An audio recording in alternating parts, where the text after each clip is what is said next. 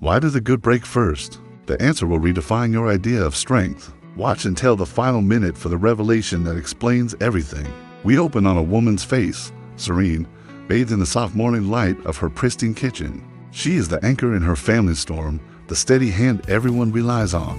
Watch her eyes, though, just for a second, as she reads a text laced with someone else's emergency. A flicker of something weary crosses her features before it's instantly smoothed away. This is the grand deception we all willingly buy into. The dangerous myth that the best people are the ones who never say no. We crossfade to a man in a tailored suit, his posture impeccable as he offers a compassionate smile to a colleague. Spilling their troubles across the desk, he is a fortress of calm, a professional listener, a master at absorbing the ambient anxieties of everyone around him, while his own remain locked in a vault deep within. His silence is not peaceful.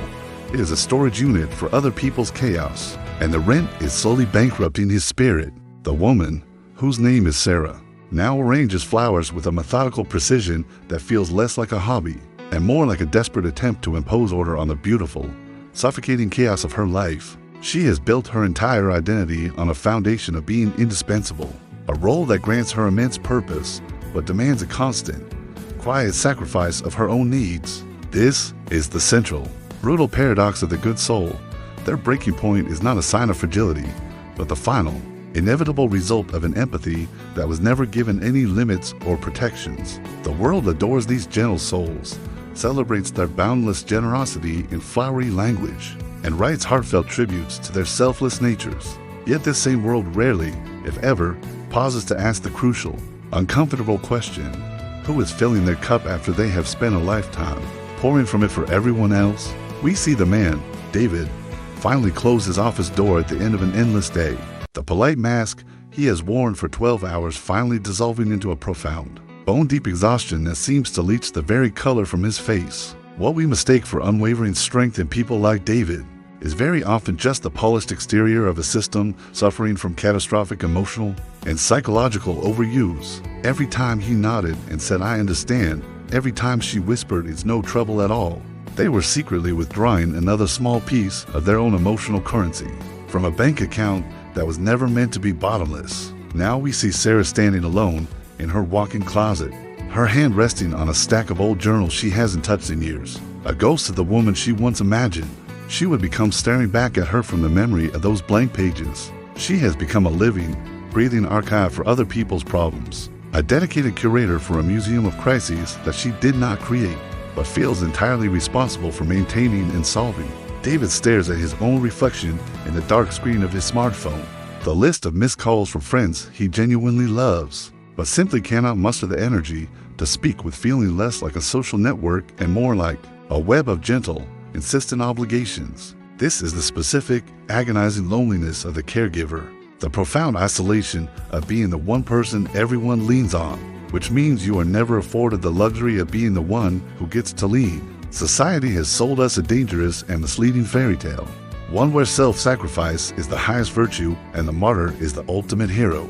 But the body and the mind, they keep a meticulous and unforgiving ledger, and they will eventually present you with the bill for all the sleep you lost, the meals you skipped, the tears you swallowed, and the boundaries you erased for the comfort of others. Sarah's breaking point arrives not with a scream, but with a whisper. It's the simple, mundane act of a single wine glass slipping from her soapy fingers and shattering against the stainless steel sink.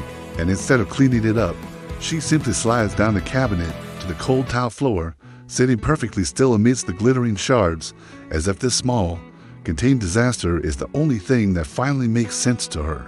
For David, the fracture comes in the form of a single, missed-up sentence in a high-stakes email, a trivial error that his rational mind knows is easily corrected, but which his exhausted spirit receives as the final, undeniable verdict on his own depletion. This moment of breaking, this point of perceived failure, is in fact the most powerful and transformative act of self-preservation a good person will ever undertake.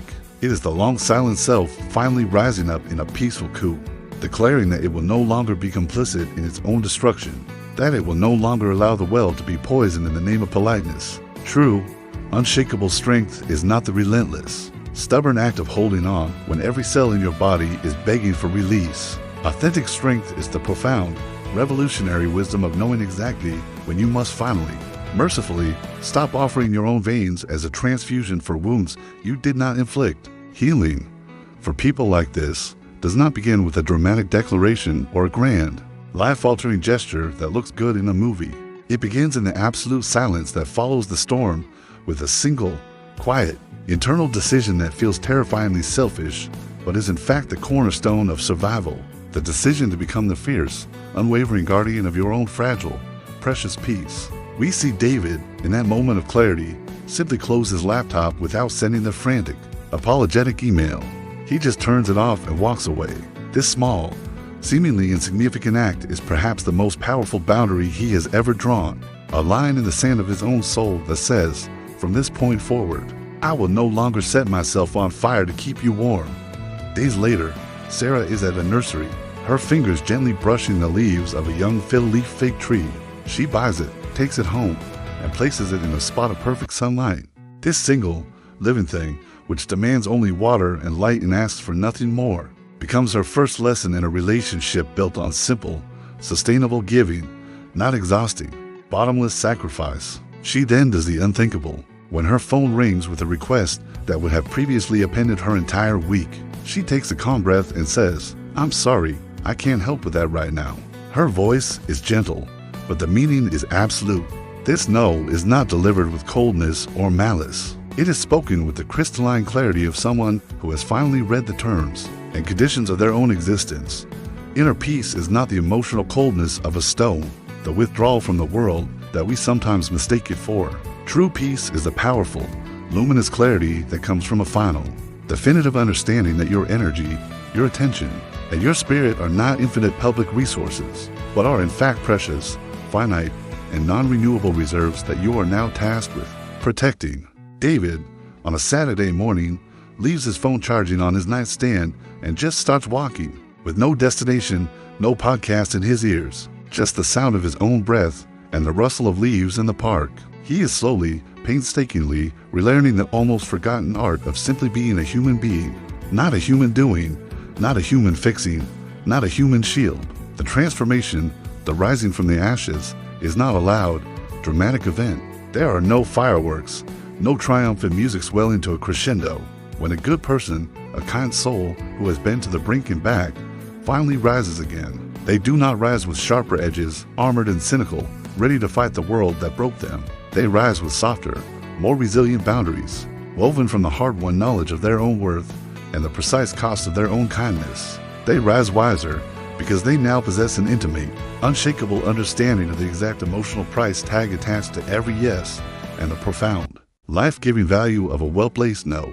They rise calmer because they have negotiated a permanent and respectful truce with their own very human limitations, acknowledging that they are a finite creature and not a bottomless God. They rise harder to hurt, not because they have constructed impenetrable walls around their heart, but because they have finally, wisely, learned to guard the gate, to carefully choose who and what deserves access to the sacred, fragile space within.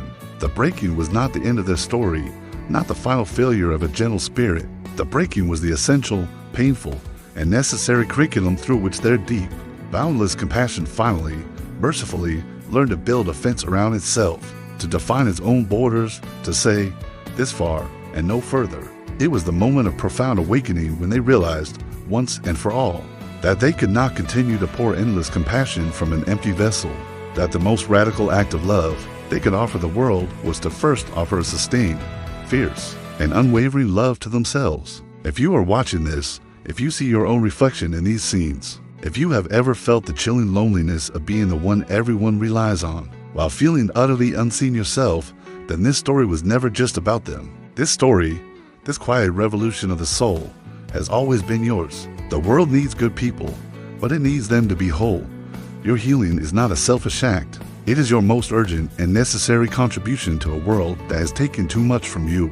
For far too long, protect your peace is the foundation upon which every truly good deed must now be built. Don't forget to like and subscribe. We deliver daily truth others don't want to talk about.